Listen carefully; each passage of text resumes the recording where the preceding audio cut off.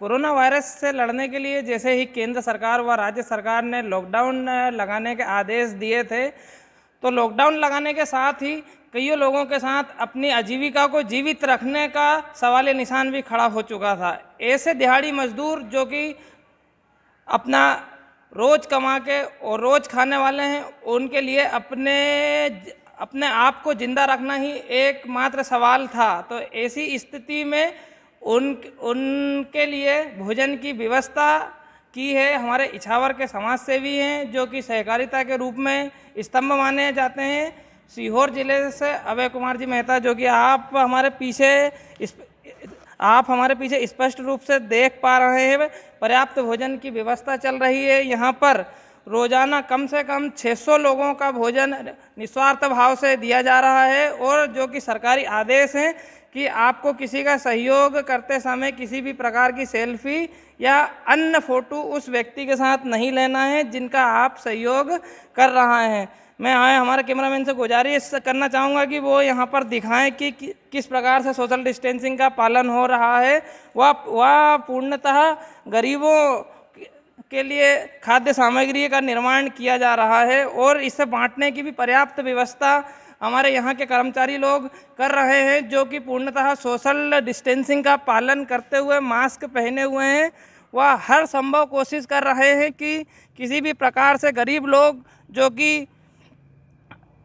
कि रोज कमा के और रोज खाने पर निर्भर हैं, उनके लिए अपनी आजीविका को जिंदा रखना ही एकमात्र प्रश्न था। तो ऐसी स्थिति में उनके लिए सहयोग स्वरूप हाथ बढ़ाया है इछावर से सहकारिता के स्तंभ माने जाने वाले अभय कुमार मेहता जी ने, जिनके सहयोग से लगभग 600 लोगों का खाना रोजाना यहाँ पर वितरित किया जा रहा है। ये सभी सहयोगी हैं, उनके जो कि निस्वार्थ भाव से इस समय देश में जो कि विपरीत परिस्थितियां हैं, इस समय कोविड-19 उससे लड़ने के लिए केवल जिंदा रहना ही एकमात्र सवाल उन मजदूरों के लिए था, जो कि सुबह के समय काम पर जाते थे, वह शाम को कमा के लाते थे और उसके बाद ही उनके घर का चूल्हा जल पाता था। परंतु कोविड-19 के चलते लॉकडाउन की स्थिति में वे सभी अपने घरों में कैद हो गए। तो जैसा कि आप देख रहे हैं, यहाँ पर लगभग 600 लोगों का भोजन रोजाना तैयार किया जा रहा है। हमारे साथ मौजूद हैं अधिक जानकारी देने के लिए वरिष्ठ समाज सेवी अभय कुमार मेहता जी। आइए हम उनसे अधिक जानकारी के लिए चर्चा करते हैं। सर, स्वागत है आपका मिशन बदलाव में। Thank you very much. ये सर, आपको कैसे प्रेरित हुए आपकी लॉकडाउन की स्थिति में गरीबों का साथ दिया जाए? देखिए, मेरे परिवार में नवाब साहब के टाइम से मेरे दादाजी उनके मिनिस्टर थे, और हमारा परिवार इछावर में इछावर जब से स्थापित हुआ है, जब से हमारी परिवार के लोगों को, गरीबों के परिवारों के साथ हमारे पारिवारिक संबंध रहे हैं, और उनके हर दुख दर्द में हमारा परिवार उनका सहयोगी रहा है। उन्हीं की अगर मैं ये कहूँ कि मेरे परिवार की जिस तरह से मुझे स्वयं प्रेरणा से मुझे ये सब बातें आई, बाकी हमारे जब साथियों से मेरी चर्चा हुई, इछावर नगर के हमारे जितने भी कांग्रेस के कार्यकर्ता हैं, उन सबसे चर्चा हुई, उनका सबका एक मन ये हुआ कि बाबूजी, अपन कैसी भी परिस्थिति में कम से कम उन गरीबों को, जो वास्तविक रूप से इछावर में गरीब हैं, जिनके साथ परेशानियां हैं, जो बुजुर्ग हैं, जिनकी कोई रोजी रोटी का कोई अन्य साधन नहीं है, ऐसे लोगों को अपन कम से कम खाने के लंच के पैकेट और डिनर के पैकेट तैयार करके उनको वितरण करें। मैं धन्यवाद देना चाहूँगा अपने समस्त कार्यकर्ताओं को भी, कि जिनने निस्वार्थ सेवा के रूप में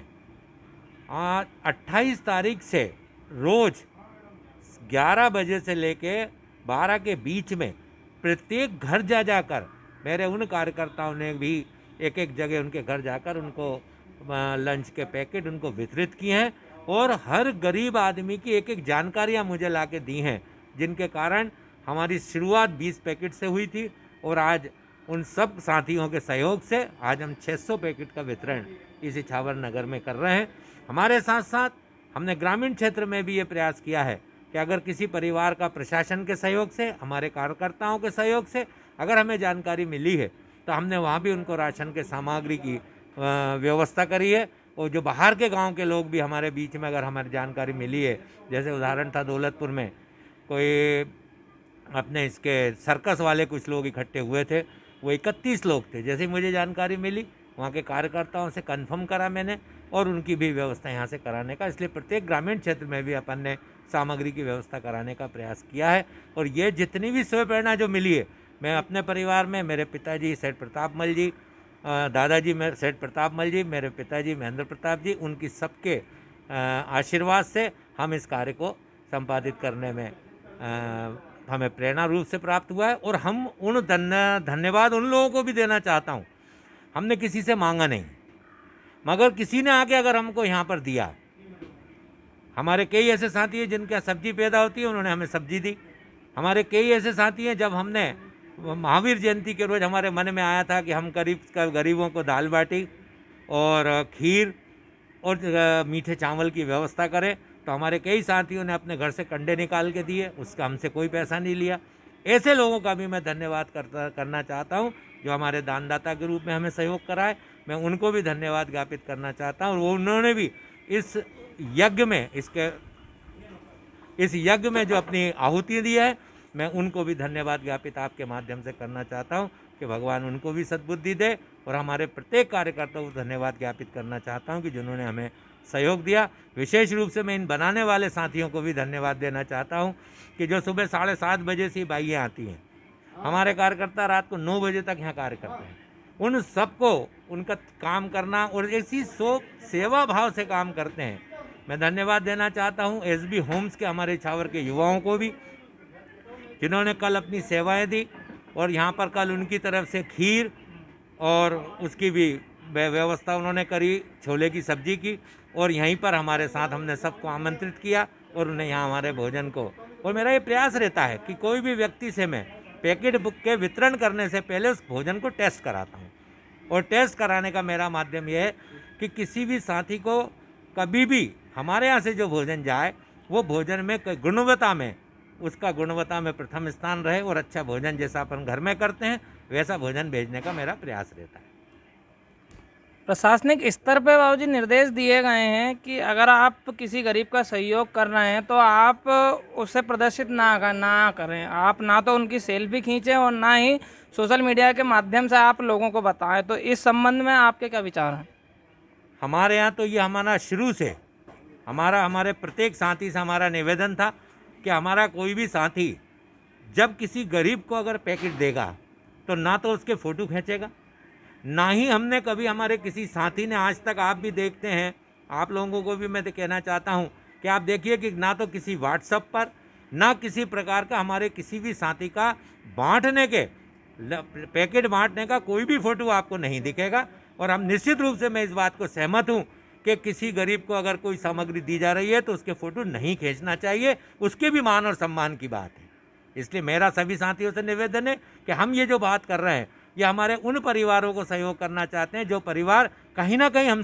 हमारे परिवार से जुड़े हुए लोग हैं, और उन लोगों की सेवा करने में फ़ोटो या व्हाट्सएप का सिस्टम निश्चित रूप से एक गलत तरीका है, जिसे मैं तो पसंद नहीं करता हूँ। देश में इस समय काफ़ी संकट का समय है, तो आप हमारे देशवासियों को क्या संदेश देना चाहते हैं, ये जो आपकी पहल है इसके माध्यम से? मैं तो ये चाहता हूँ कि जिस स्तर पर जिसकी जितनी लिमिट है